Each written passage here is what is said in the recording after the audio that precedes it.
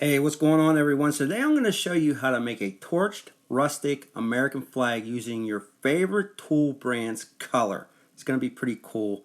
Let's get it started.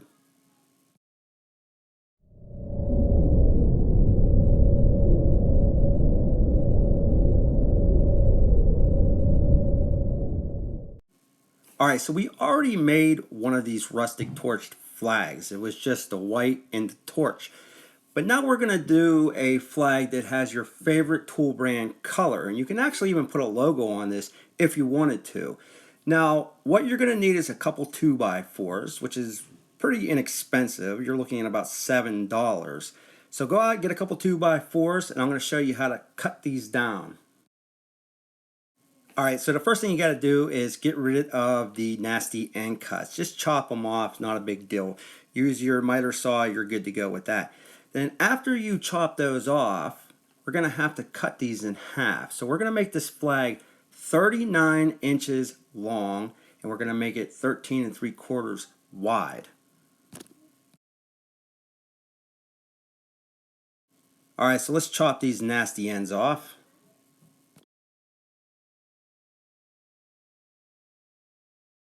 And now we are going to cut this at the 78-inch mark. And once you do that, just lay it on top of the other 2x4, line it up, and cut it the same.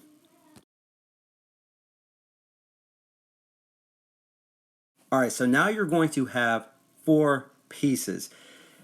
The next step is we got to get rid of that nasty rounded edge, because if we don't, we're going to end up with stripes that just don't match up. So just take about 1/8 of an inch off of each end of these 2x4s.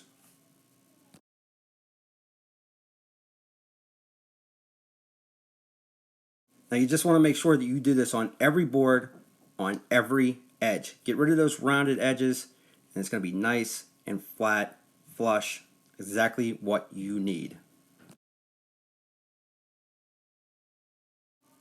Alright, so this is nice and flush, just what we wanted. Now, if you look at this, these are about 1.5 inches thick. This is perfect for our stripe width. So what we want to do is cut these about an inch, a little over an inch on each board. That's going to make our stripes. You can see right here I set it up. The fence is properly set. Let's start ripping these boards. Alright, so now what you got to do is cut these a little over an inch. I usually go, just because if you're heating this up with the torch, you know, it could bow, it could bend, you know, there might be some knots in there, but I like to have a little bit thicker just because it's built a little bit better. Alright, so here you go. Here's your first stripe, a little over an inch thick. Like I said, just for added stability of the flag. If you're going to make these, make them right. It's not that expensive. Alright, let's cut the rest of these. Every one of these are going to get ran through the table saw. We're not going to move the fence. They're all going to be the same size.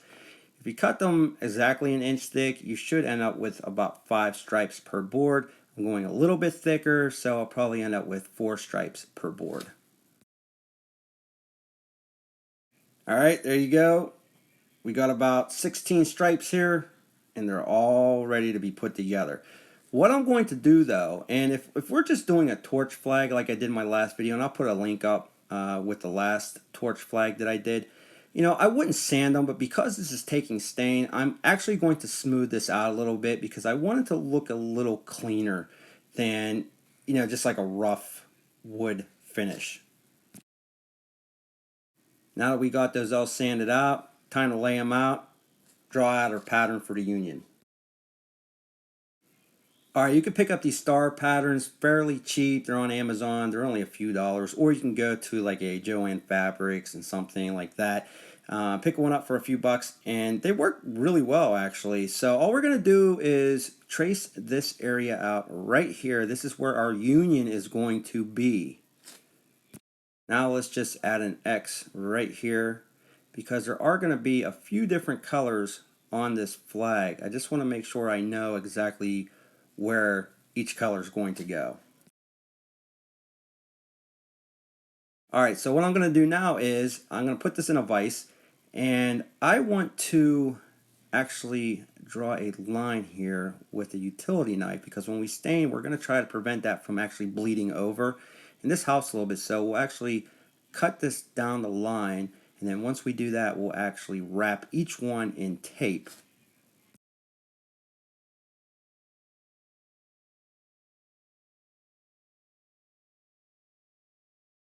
So now that we got it sliced and diced, all we got to do is put some tape on here. Make sure you got it right up to that line and push down on it really hard so that stain doesn't bleed over.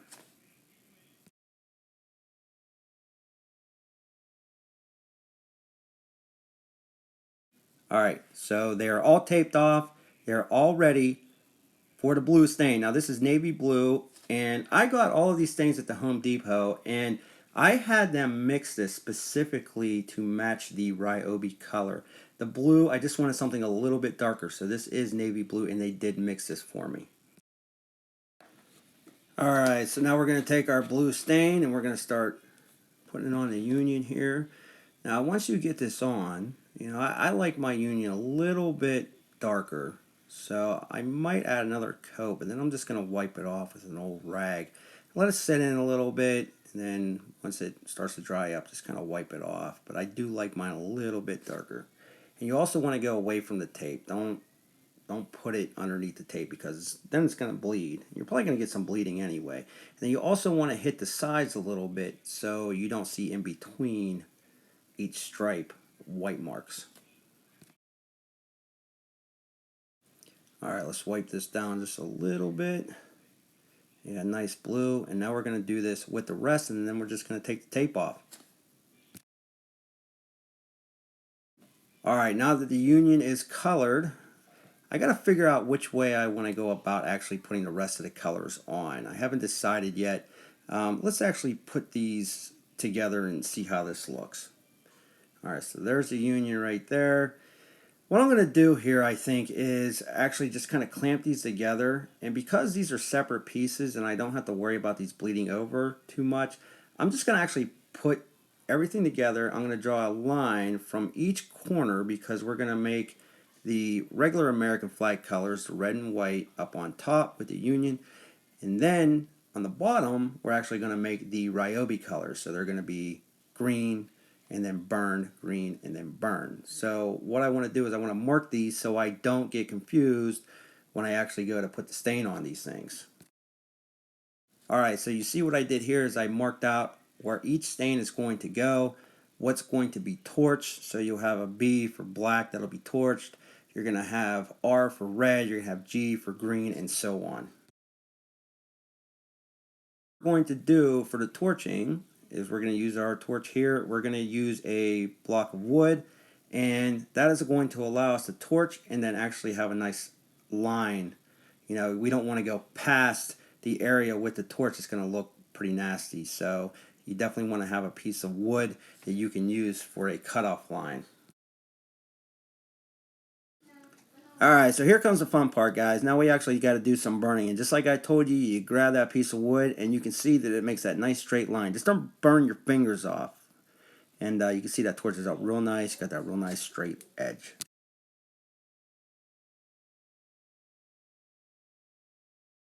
So now we're just going to go down all the pieces that I marked black with a B, right? So just torch those up. And once you do that, we're actually going to put this thing together. I think that's the way we're going to do this. So let's just torch them up, because if I put this thing together, I won't be able to torch it. So let's do that first, and then we're going to be able to do the staining. Alright, so now we got all of the pieces that were marked with the B torched up. So we won't need that torch until towards the end of the video, when we're actually wrapping everything up and trying to get everything to look right. So now let's actually flip this thing over. Alright, now this is a really important step. You have to flip these end over end. So let's do this. We're going to flip this here, and we're just going to go on down the line. This is the way we're going to do this. We're going to we're going to put this thing together. We're actually going to make this one solid piece, and then we're going to stain it, because I think what's going to happen is, I have these lines here, and we got so many different colors that if I move this the wrong way or accidentally bump this, all of my lines are going to be off. And because these pieces are separated, I don't think we're going to have to worry about too much bleeding over to the next stripe. So let's just turn these over end just like this, and then I'll show you what to do next. Alright, so we got these all flipped over. Now it's time to actually tighten these up. We don't want any gaps. So I got a couple bar clamps. If you have other clamps that you want to use, that's just as fine. But you just want to make sure that you get these nice and tight. Alright, so now we have a couple extra stripes, and what we're going to use these for is we're actually going to use these for the braces. So you want to make sure that you put some glue on the back of these, because the glue is what's actually going to bond these. And then we'll put some brad nails in just to secure that up, but the glue is very important. So we'll put one on the right, one on the left, and one right in the middle. Now once you got that down, just add a couple brads or staples. I use 3/4 inch. Should be good to go. Alright, so now that we got all of our braces on the back, this shouldn't go anywhere. We should be able to turn this over without any issues. So let's flip this here and see what we got. So now it is going to be time to add the other colors here. And I just think this is probably the best way to do it, to keep these lines nice and straight and lined up with each other. Alright, so we still got our line in place, and we still have our markings, white, red, white, red. So the top we're going to do the white and red, and then on the bottom we're going to just do the green with the torched areas. So you can see I put tape going the whole way up, and you want to make sure that that's nice and flush and tight up against that wood so it doesn't bleed over. Now I actually had, of course I just dropped out all over the place, but I actually had this made up at the Home Depot. They didn't have anything red enough, and I told them what I was trying to do, and they really worked hard on trying to get these colors to pop for me. So I'm just going to take that after I taped it off, and I am just going to put a little coat on, get that real nice and even right there. And then what I'll do is I'll let that sit in a little bit, and then I will let it dry up a little bit, and then I will wipe it. All right. Alright, so now you see I have a couple red stripes, and we're just going to continue on down. We're going to go red and then leave it, another red. Every other one will be red.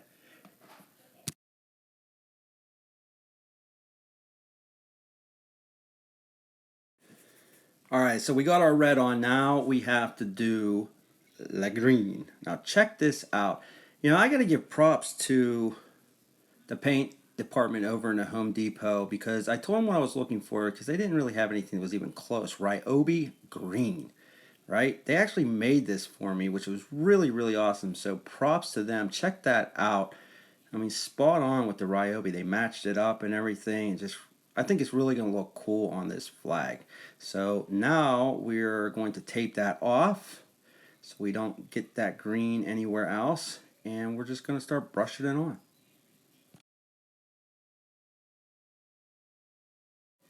I really like Ryobi, but really the reason why I went with the Ryobi flag, I mean, you can do this with any flag color. You could do DeWalt, you could do Milwaukee, Makita, whatever you want. But I just think that green's really going to look awesome on this.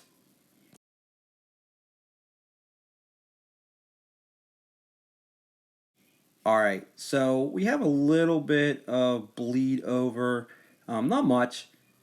But what's nice about this is a water-based stain, so it's going to be very forgiving.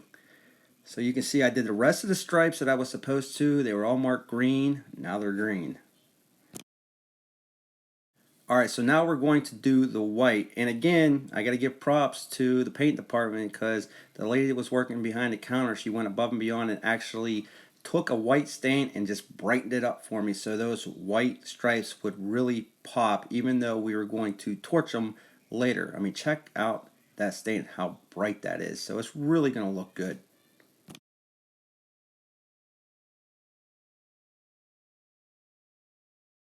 Now just to show you, I mean, check out how white that is. I mean, it just looks good.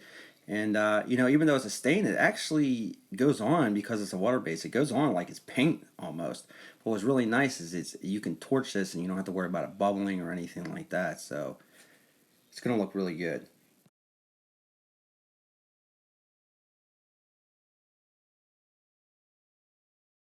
So there you go. It's just really nice and bright and really pops. And we're going to do the rest of these stripes just like that here. And then after you hit them, just go over them with the rag and just kind of wipe them off after they kind of set up a little bit.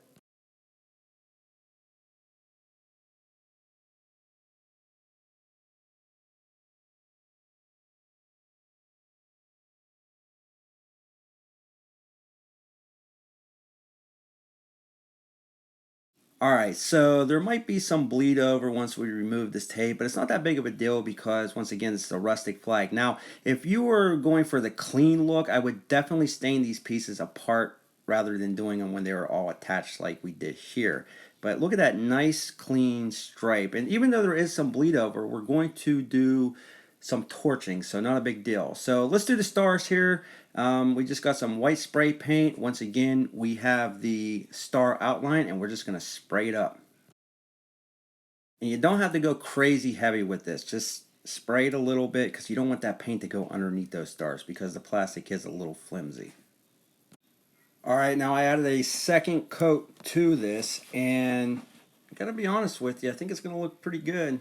The reason I didn't use a stain on this was because the stain would get up underneath those stars and it would just look like it was a mess. So, all right, so now we have some pretty sharp lines, and we gotta fix this here. So we're gonna use this torch. We're actually gonna go down that line. We're gonna darken that up and make it look like that flag is kind of like torn and just beat up in the middle, right?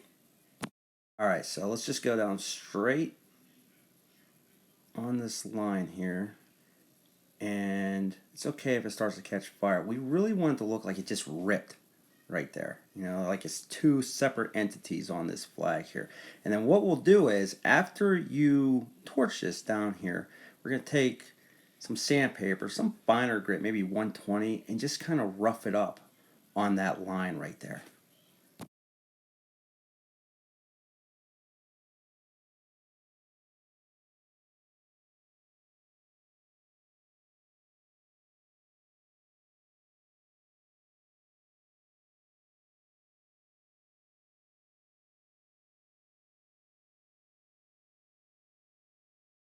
Alright, so now you got that line all darkened up. Let's distress the rest of this flag. We're going to hit that green. And you're not going to go crazy with this, but you just want it to look like it was, in a war or something, right? You want it to look like it's distressed, like it's rustic. So just kind of hit it up and make some different lines. Don't make all of these stripes look the same. And definitely don't make them as dark as the black torch stripes that we already did.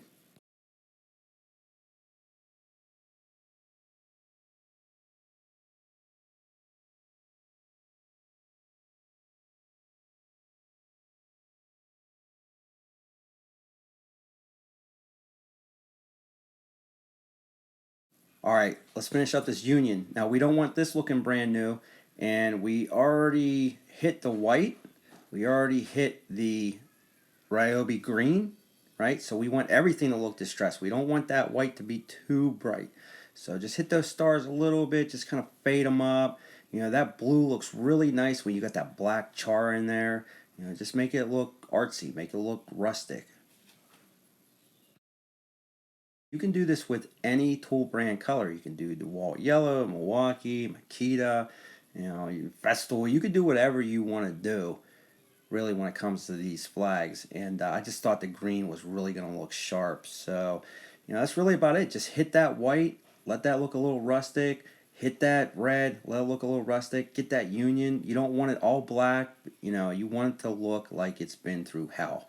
And at the end of the day, this is what it looks like. And I think it came out really good. Now, what I will be doing is adding a logo to this. Unfortunately, it was getting ready to rain. And the way I'm going to add this logo is the way I added the rigid logo on the piece of wood in my other video. And I will link that right at the top here. So I'm actually going to put the Ryobi logo on this flag using that method with the Mod Podge. And like I said, I'll link that here. And I think that's really going to look awesome. But very simple to make, a little bit more advanced than just a black and white rustic flag, but I think it came out good. So if you like this video, please thumbs up, subscribe. Check us out at www.toolreviewzone.com, and we will be back with more videos soon.